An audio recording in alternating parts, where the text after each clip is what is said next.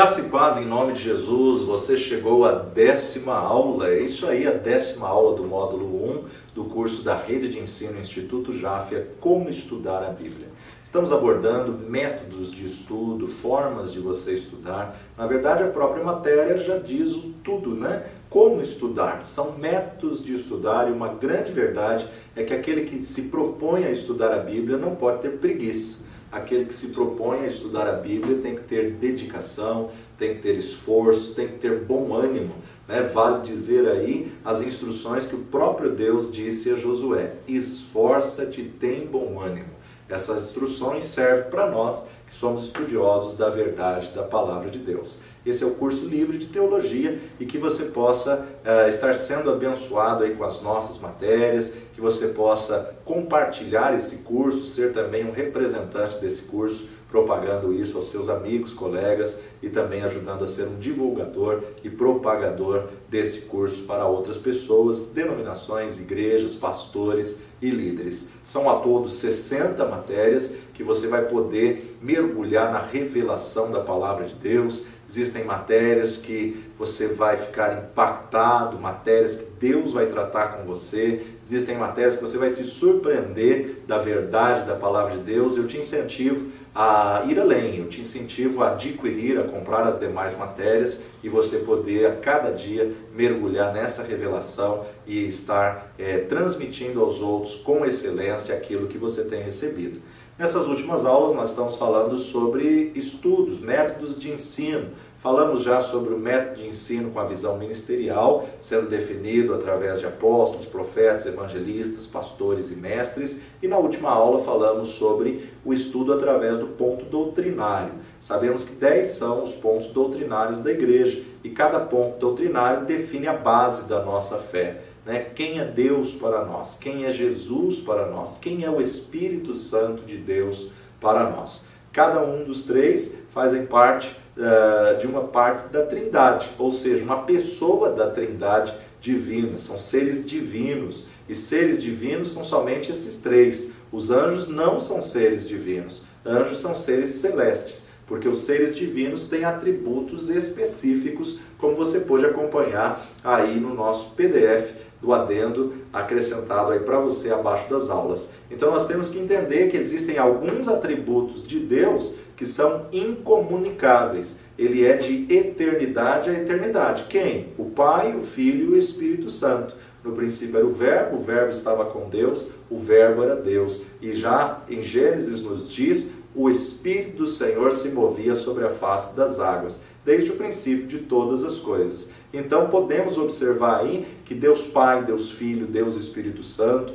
o Pai, o Eu Sou, o Deus Todo-Poderoso, o Yahvé, ele é autoexistente. Deus Filho, o Verbo, é autoexistente. O Espírito do Senhor é autoexistente. Os três são de eternidade a eternidade. Os três são santos. Os três são tremendos, poderosos. Os três são onisciente, onipresente e onipotente. Quando Jesus veio a esse mundo, ele é a forma humana de Cristo. E a forma humana de Cristo, na verdade, nós observamos que ele despojou da sua glória. A palavra de Deus nos diz que ele abriu mão da sua onipresença, onipotência. Quando ele estava nessa terra em carne e sangue, ele não tinha onipresença. Ele estava fisicamente limitado ao corpo desta carne. Porém, quando ele ressuscita, ele já toma de volta os atributos da divindade. Então, falando acerca de divindade, nós temos o Pai, o Filho e o Espírito Santo. Houve um momento em que Deus Pai criou anjos, arcanjos, querubins, serafins, exércitos angelicais, hostes angelicais. Uma outra criação que nós vemos com mais detalhes em Isaías, vemos com mais detalhes em Ezequiel, porém no Gênesis Deus quis trazer até nós a história da humanidade, a antropologia. O homem é um ser criado por Deus. Os seres angelicais são seres criados por Deus. Cremos sim em anjos, eles estão aí a serviço dos que hão de herdar a vida eterna, e também temos que entender que os anjos não devem ser adorados. Embora eles são seres celestes, não são seres divinos. Nenhum anjo pode receber adoração, porque o próprio Jesus disse a Satanás na tentação: somente ao Senhor teu Deus adorarás e só a Ele prestarás culto. Tudo isso e muito mais nós vamos abordar em todas as demais matérias que você vai estar estudando, meditando na verdade da Palavra de Deus. Eu quero falar com você hoje sobre mais alguns métodos de estudo, sabendo que muitas vezes para você fazer um estudo bíblico, você vai ter que se aprofundar ou num tema, ou num livro, ou num autor. Existem inúmeras formas de você poder explorar essa riqueza que é a Palavra de Deus. Eu quero agora apresentar a você alguns exemplos de estudo teológico, e isso você vai poder pegar essa estrutura, esse esboço aí em PDF, aqui abaixo do nosso vídeo. Você pode imprimir, você pode estudar e você pode acompanhar. Então eu convido você a abrir aí esse PDF para que você possa entender o que é que eu estou falando nesse vídeo, o que é que eu estou falando nesse momento. Então, vamos falar um pouquinho sobre um estudo dos 3 primeiros capítulos do livro da Carta de Paulo aos Efésios, né? Um estudo baseado nos 3 primeiros capítulos da Epístola de Paulo aos Efésios. Em primeiro lugar, Paulo escreve essa carta aos irmãos que estão na cidade de Éfeso, da igreja de Éfeso. Então nós entendemos que Éfeso tinha uma das 7 maravilhas do mundo na época, que era o templo de Diana dos Efésios, e aí então era uma cidade onde havia muito ritual, muita idolatria, uma cidade onde havia esse culto pagão, e também haviam sacerdotisas sexuais que trabalhavam ali dentro do templo de Diana dos Efésios para poder servir aqueles que estavam viajantes e se relacionar com eles, e através disso muitas vezes elas geravam filhos e abortavam filhos fazendo sacrifício de sangue inocente, ou muitas vezes até deixavam a criança nascer para sacrificar a Diana dos Efésios. Então há muita coisa aqui para a gente poder analisar quando Paulo vai escrever a carta aos irmãos da igreja de Éfeso. O primeiro passo a ser dado nesse procedimento consiste na identificação de cada tópico. E aí a gente vai se aproveitar dos subtítulos que foram colocados na divisão da Palavra de Deus ou na identificação dos parágrafos com seus respectivos títulos. Você pode acompanhar aí no nosso esboço do PDF, que foi dividido esses 3 capítulos, 1, 2 e 3 de Efésios, em 8 tópicos. E esses 8 tópicos, a maior parte das Bíblias condiz com o subtítulo ali descrito. Primeiro tópico aí, os versículos 1 e 2 do capítulo 1, a saudação à igreja. Quero ler com você prefácio e saudação. Paulo, apóstolo de Jesus Cristo, pela vontade de Deus aos santos que estão em Éfeso e fiéis em Cristo Jesus. Veja que aqui ele endereça a carta, ele destina a carta a quem ele quer escrever. Aos santos em Cristo Jesus, fiéis que estão em Éfeso. A vós, graça e paz da parte de Deus, nosso Pai, e da do Senhor Jesus Cristo. Aí você tem aí no nosso resumo, ponto 2, dos versículos 3 ao 14, as bênçãos para os membros da igreja.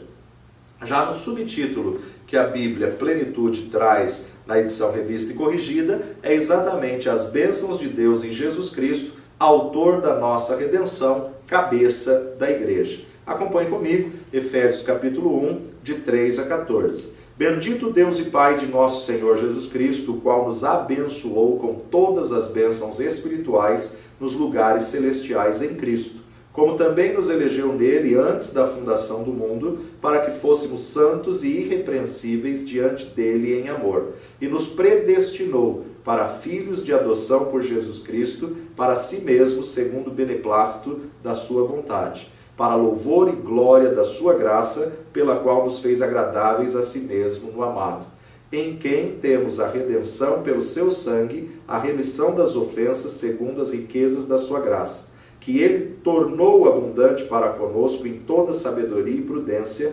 descobrindo-nos o mistério da sua vontade, segundo o seu beneplácito que propusera em si mesmo, de tornar a congregar em Cristo todas as coisas, na dispensação da plenitude dos tempos, tanto as que estão nos céus como as que estão na terra. Nele digo, em quem também fomos feitos herança, havendo sido predestinados conforme o propósito daquele que faz todas as coisas, segundo o conselho da sua vontade, com o fim de sermos para louvor da sua glória, nós os que primeiros esperamos em Cristo, em quem também vós estáis, depois que ouvistes a palavra da verdade, o evangelho da vossa salvação, e tendo nele também crido, fostes selados com o Espírito Santo da promessa, o qual é o penhor da nossa herança para a redenção da possessão de Deus, para louvor da sua glória. Nós observamos aqui as bênçãos para os membros, como também o propósito da vinda de Jesus, de tornar a congregar em Cristo todas as coisas, de tornar a convergir em Cristo na dispensação da plenitude dos tempos. O ponto 3 do seu esboço aí é dos versículos 15 a 23, que nós intitulamos como a oração que Paulo vai fazer pelos membros da igreja, que no que diz respeito à posição, estão sentados nos lugares celestiais. Paulo coloca exatamente a posição espiritual da igreja em Cristo Jesus, a fim de que possam receber a luz da revelação divina. Acompanhe comigo a oração que ele faz agora pelos irmãos da igreja de Éfeso, do versículo 15 a 23, da primeiro capítulo da carta aos Efésios.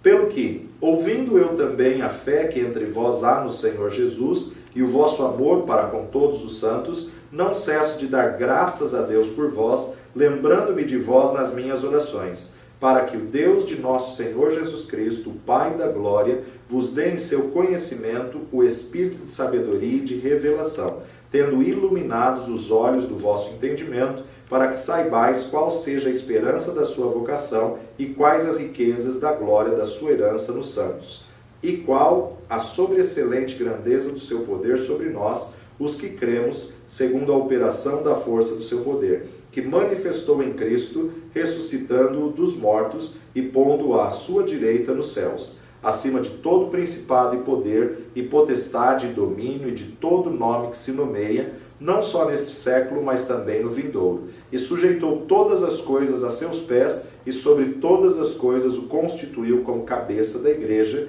que é o seu corpo, a plenitude daquele que cumpre tudo em todos. Sendo assim, concluímos então a leitura do capítulo 1 de Efésios, observando justamente que Paulo traz uma saudação, uma apresentação, ele dá a bênção para os membros da igreja e agora orando pelos membros da igreja. Já no capítulo 2, Paulo vai abordar como que se chega a ser membro da igreja. Então ele mostra que, na verdade, a salvação é pela graça, é uma obra divina. A salvação, na verdade, é por intermédio de Jesus Cristo, que veio em carne e sangue, morreu e ao terceiro dia ressuscitou. E quem convence do pecado, do juízo e da justiça é o próprio Espírito Santo de Deus. Então leia quantas vezes for necessário o texto para você poder ter a interpretação completa do texto. Ponto 4 do nosso esboço, do 1 ao 10, como se chega a ser membro da igreja. A salvação é pela graça. E vos vivificou, estando vós mortos em ofensas e pecados,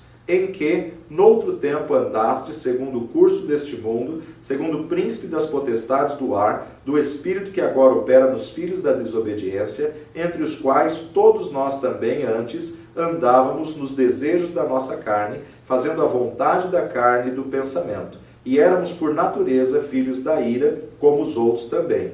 Mas Deus, que é riquíssimo em misericórdia, pelo seu muito amor com que nos amou, estando nós ainda mortos em ofensas, em nossas ofensas, nos vivificou juntamente com Cristo, pela graça sois salvos. E nos ressuscitou juntamente com Ele, e nos fez assentar nos lugares celestiais em Cristo Jesus, para mostrar nos séculos vindouros as abundantes riquezas da sua graça, pela sua benignidade para conosco em Cristo Jesus. Porque pela graça sois salvos por meio da fé, e isso não vem de vós, é dom de Deus. Não vem das obras para que ninguém se glorie, porque somos feitura sua, criados em Cristo Jesus, para as boas obras, as quais Deus preparou para que andássemos nela.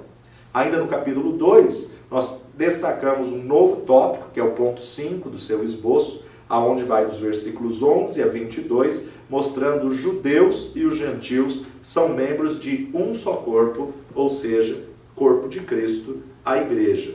Nós observamos e entendemos que a partir do momento que Cristo ressuscitou, não há mais separação entre judeu e gentil, entre judeu e grego, judeu e romano. Agora, todo aquele que aceita Jesus como Senhor e Salvador, aliás, esse foi o discurso de Jesus, o diálogo de Jesus com Nicodemos: necessário vos é nascer de novo, receber Jesus como Senhor e Salvador, aonde nivelou e igualou, trazendo agora um só corpo. Então os judeus e gentios são unidos por Deus mediante a cruz de Cristo. Portanto, lembrai-vos de que vós, noutro tempo, éreis gentios na carne e chamados incircuncisão pelos que na carne se chamam circuncisão feita pela mão de homens, que naquele tempo estáveis sem Cristo, separados da comunidade de Israel e estranhos aos concertos da promessa, não tendo esperança e sem Deus no mundo. Mas agora, em Cristo Jesus, vós que antes estáveis longe, já pelo sangue de Cristo chegastes perto, porque Ele é a nossa paz, o qual de ambos os povos fez um, e derribando a parede de separação que estava no meio, na sua carne, desfez a inimizade, isto é, a lei dos mandamentos que consistia em ordenanças, para criar em si mesmo dos dois um novo homem fazendo a paz, e pela cruz reconciliar ambos com Deus em um corpo, matando com ela as inimizades. E vindo, ele evangelizou a paz a vós que estáveis longe e aos que estavam perto, porque por ele ambos temos acesso ao Pai em um mesmo Espírito. Assim que já não sois estrangeiros nem forasteiros, mas concidadãos dos santos e da família de Deus, edificados sobre o fundamento dos apóstolos e dos profetas, de que Jesus Cristo é a principal pedra de esquina, no qual todo edifício bem ajustado cresce para templo santo no Senhor, no qual também vós juntamente sois edificados para a morada de Deus no Espírito. Sendo assim, concluímos o capítulo 2, aonde, nesse exemplo de estudo teológico, você tem que fazer primeiro um esboço, uma estruturação, identificando os temas, identificando justamente o agrupamento de versículos e podendo intitular isso com uma sentença que possa te definir o que diz aquele texto. Agora, o capítulo 3, que é o nosso ponto 6 do nosso esboço, vai do versículo 1 a 13 do capítulo 3 de Efésios, aonde intitulamos aí: Paulo é ministro aos gentios, que são co-herdeiros com os judeus em um só corpo sobre a graça. O mistério da vocação dos gentios e o apostolado de Paulo.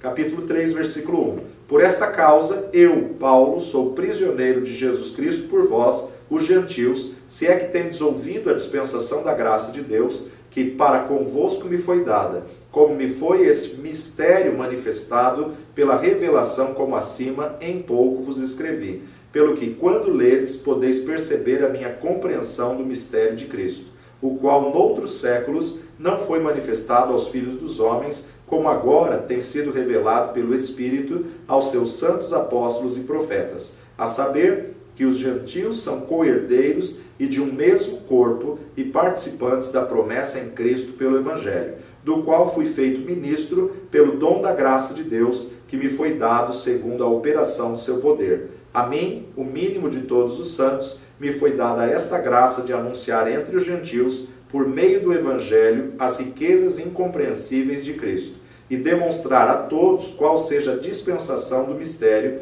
que desde os séculos esteve oculto em Deus, que tudo criou, para que agora, pela Igreja, a multiforme sabedoria de Deus seja conhecida dos principados e potestades nos céus, segundo o eterno propósito que fez em Cristo Jesus, nosso Senhor, no qual temos ousadia e acesso com confiança pela nossa fé nele. Portanto, vos peço que não desfaleçais nas minhas tribulações por vós, que são a vossa glória.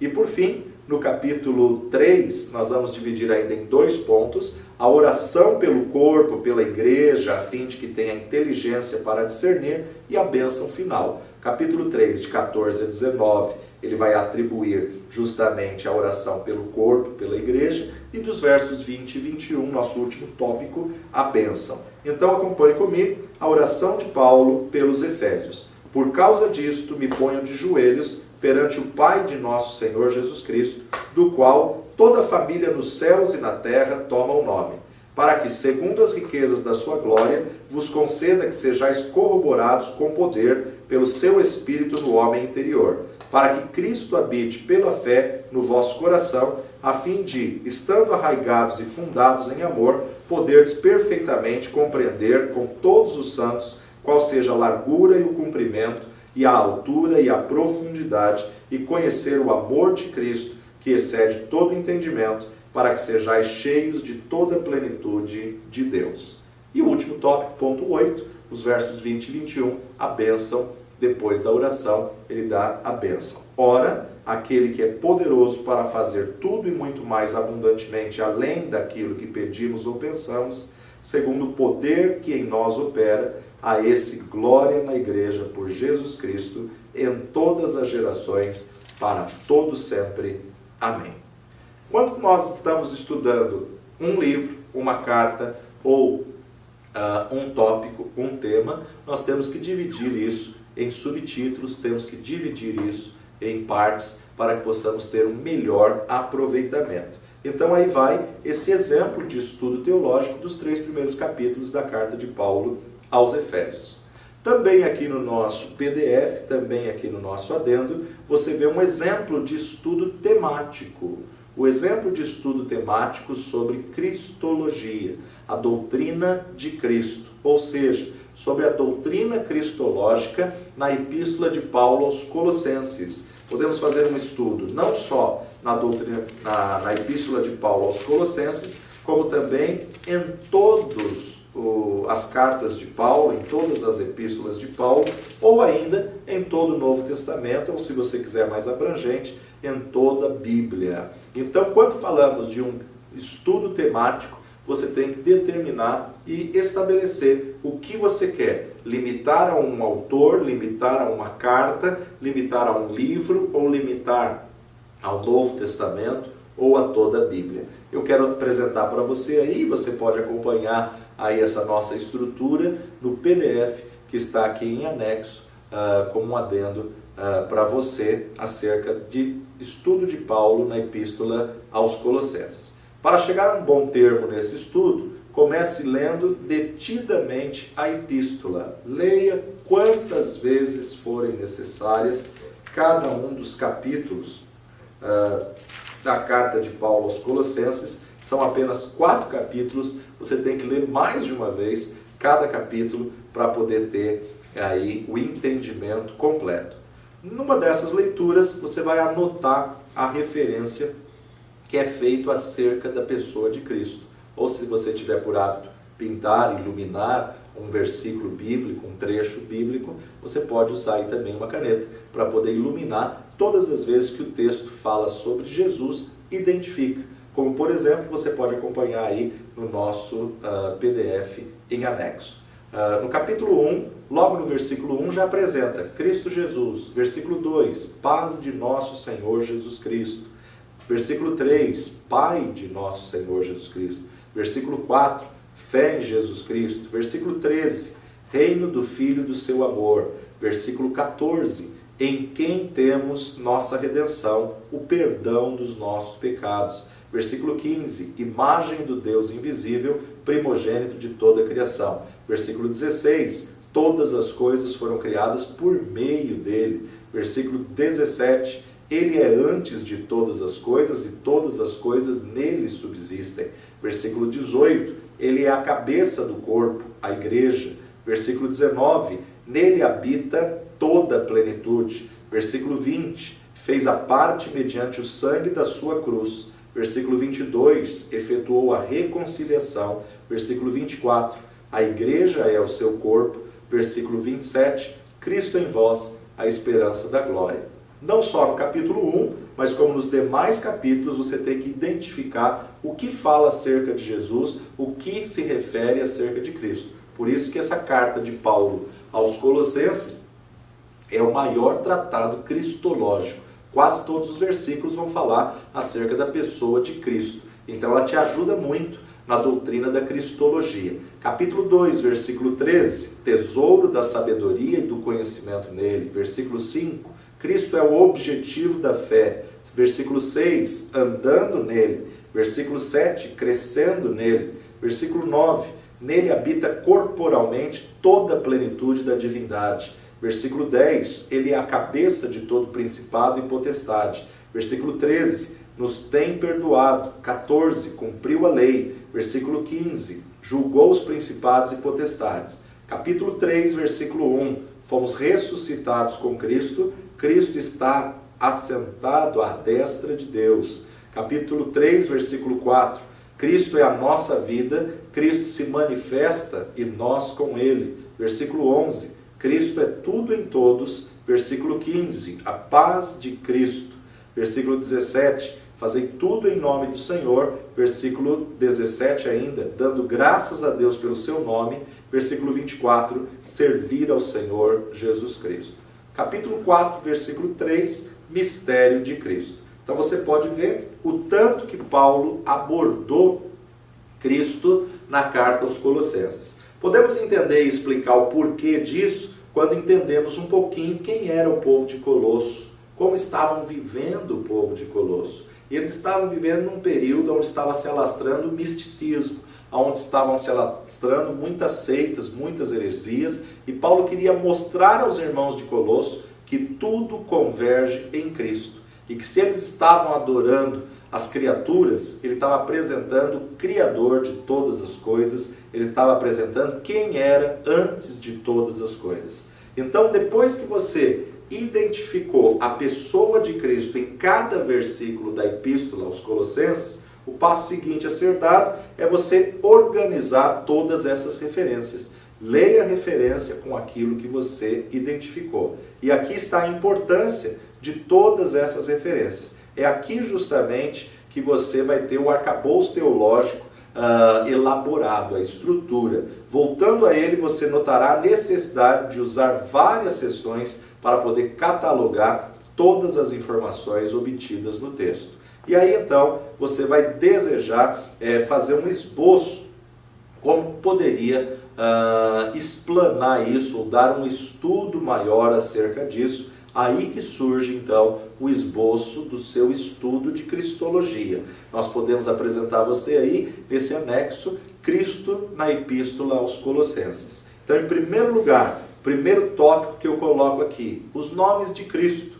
Jesus Cristo, Senhor Jesus Cristo, Cristo é Senhor, amado Filho, cabeça do corpo, com todos os versículos que você pode conferir. Depois, os atributos de Cristo, ou seja, sua personalidade, como Criador, como Filho, como Perdoador, o objeto de serviço, a sua onisciência, todos os tesouros da sabedoria e do conhecimento estão nele, a sua santidade, o amor faz parte e faz a paz pelo seu sangue na cruz, a onipotência, a infinitude, Cristo é tudo em todos, a onipresença. Então você consegue observar como um esboço vai tomando forma para que você possa discorrer um ensino, um estudo da palavra de Deus. Depois nós vamos abordar o terceiro tópico, a sua deidade. O que mostra no livro ele como divino, ele como Deus. Então, em primeiro tópico, visto na relação trinitária, ou seja, visto dentro da Trindade, ele como Filho de Deus, como a imagem do Deus invisível, e nele habitando corporalmente toda a plenitude da divindade. Visto em suas obras como Criador, Sustentador, Salvador, visto em suas demais relações, cabeça de todo principado e potestade, objeto da fé dos crentes, agente na oração do crente, norma para o serviço cristão e recebedor do serviço cristão. E a sua humanidade, o sangue derramado, a morte, a ressurreição, seu sofrimento e morte, cumpriu a lei, sujeitou principados e potestades, fez a paz e efetuou a reconciliação e perdoou os pecados. E a sua ressurreição, primogênito dentre os mortos, a garantia da nossa ressurreição, fomos ressuscitados com Cristo, sua posição presente, sentado à destra de Deus, sua segunda vinda se manifestará e nós com ele.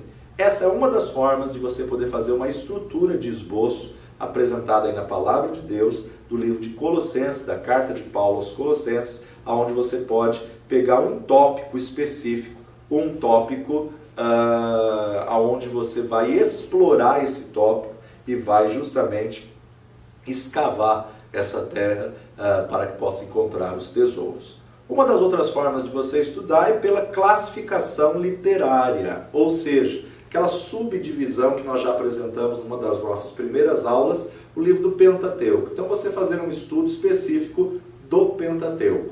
Uma das nossas matérias vai ser justamente da criação até a conquista da terra de Canaã, que na verdade não passa de ser um estudo do Pentateuco, um estudo onde a gente destaca aí as ocorrências mais importantes dos 5 primeiros livros da Bíblia, Gênesis, Levítico, Números e Deuteronômio.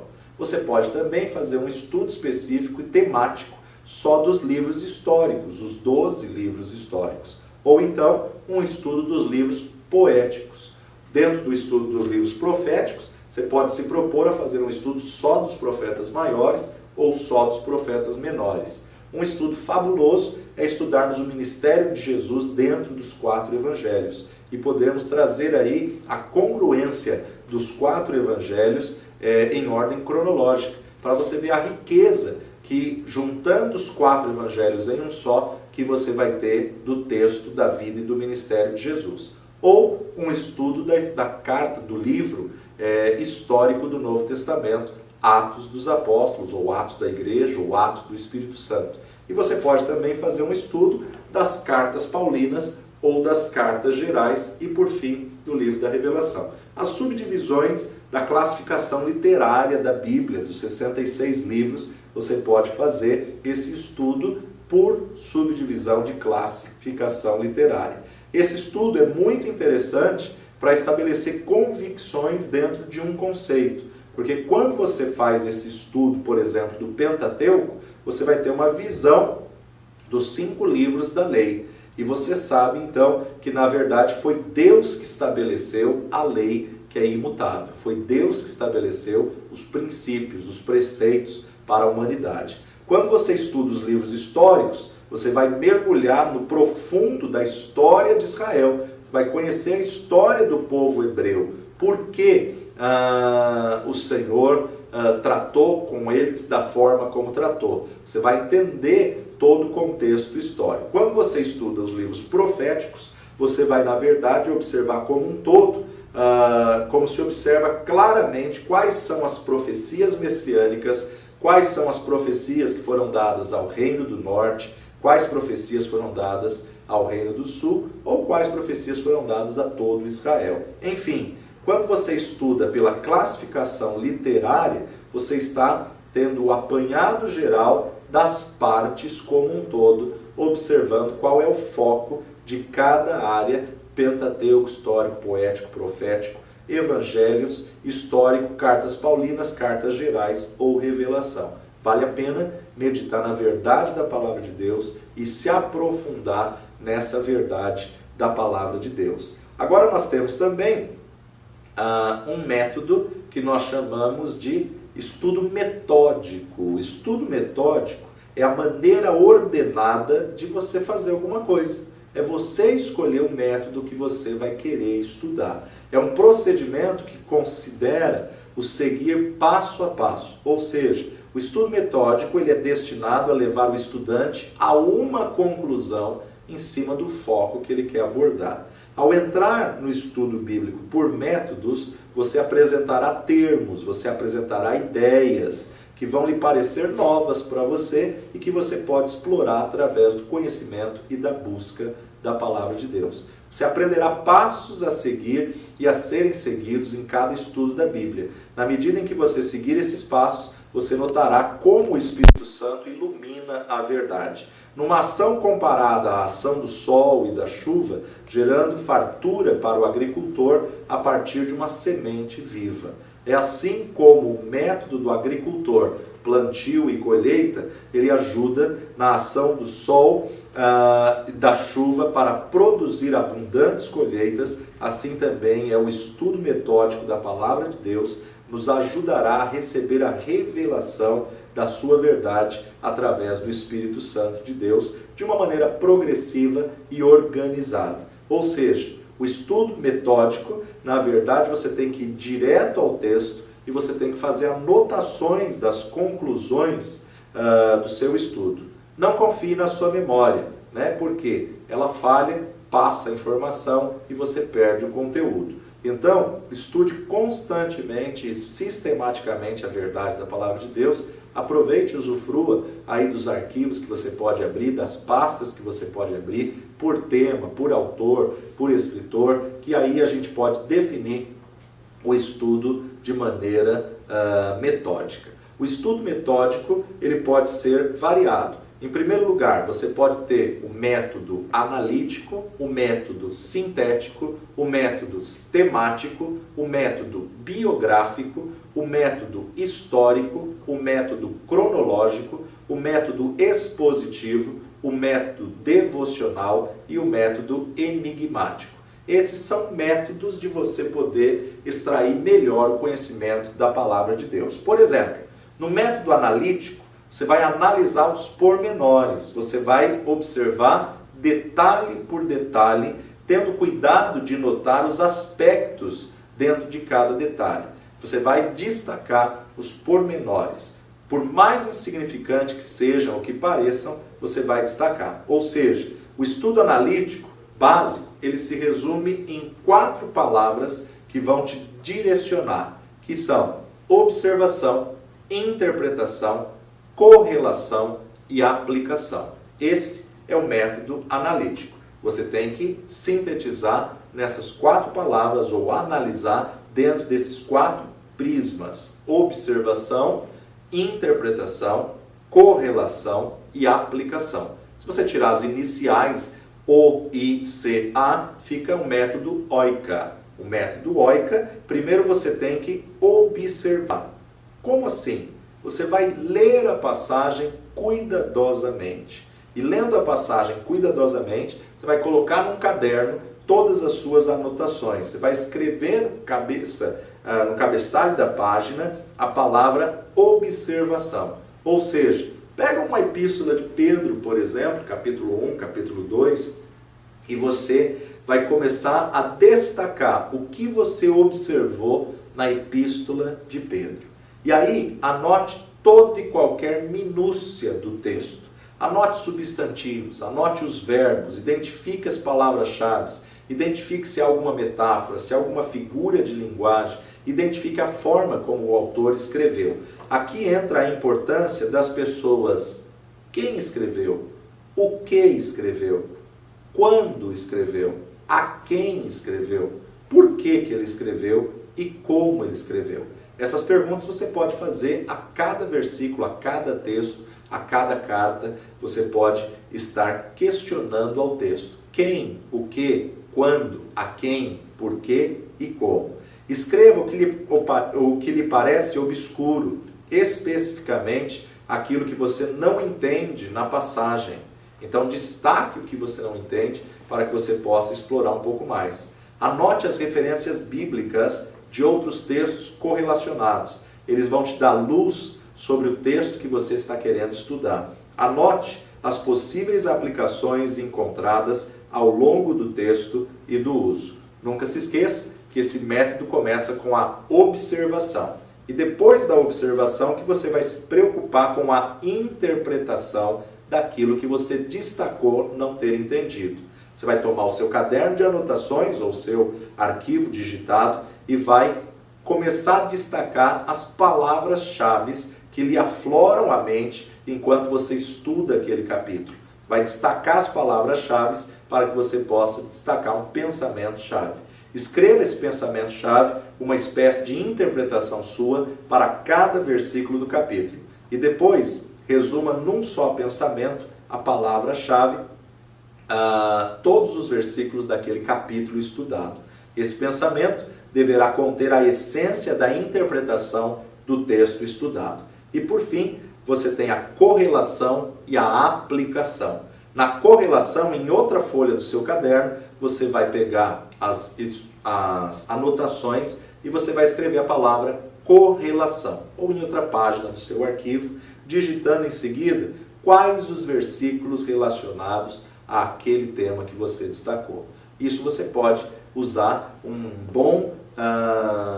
uma boa ajuda da concordância bíblica exaustiva, que vai te levar a outros textos para que você possa correlacionar esse texto com outros textos da palavra de Deus. E por fim, que é o mais importante do sermão, a aplicação. Você vai dar as aplicações possíveis que esse texto pode trazer à realidade dos dias de hoje. Ou seja, escolha aquela que você sente definitivamente que Deus quer que você ponha em prática. É impossível o sermão tocar na vida de alguém se ele primeiro não toca a sua vida. A palavra de Deus é como espada, mais afiada do que qualquer espada de 2 gumes. E a espada de 2 gumes ela tem 2 pontas, 2 fios. Ela tanto corta a nós como ela corta o ouvinte. Então, na verdade, você tem que estar sensível para poder identificar o que Deus quer que você ponha em prática. Qual a aplicação que esse estudo trouxe na sua vida? Qual a solução? Tem que se arrepender? Tem que confessar os seus pecados? Tem que realmente mergulhar na graça? Qual a aplicação? Qual a solução e as coisas específicas que Deus quer que você faça para aplicar a solução à sua vida? A Bíblia e os seus preceitos não nos foram dados para serem apenas teorizados, mas para serem vividos e fazerem parte inseparável da nossa vida. É evidente que tudo isso tem que ser feito com muita oração, no temor e tremor do Senhor, porque se trata da palavra de Deus, da palavra da verdade, a qual nós estamos procurando estudar metodicamente. Que o Senhor possa te abençoar e que você possa colocar esse estudo em prática. Ouça quantas vezes for necessário, acompanhe os nossos esboços no adendo aqui e que a cada dia o Senhor te inspire para poder ter mais e mais revelações da verdade da palavra de Deus. Fique conosco, eu te espero na próxima aula, que Deus te abençoe poderosamente e continue usando o teu ministério no nome de Jesus.